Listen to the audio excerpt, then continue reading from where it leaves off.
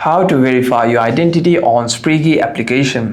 To verify your identity on Spriggy, you must complete an in-app KYC as required by Australian financial law. This is required to fully activate your parent wallet or unlock Spriggy SPRK features.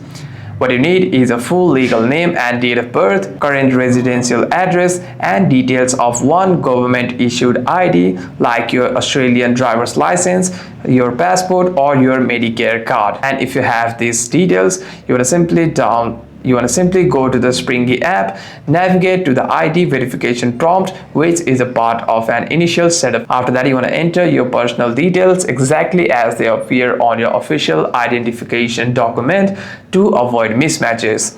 After that, at last, you want to submit your ID document details for electronic verification, which is surely processed through the green ID.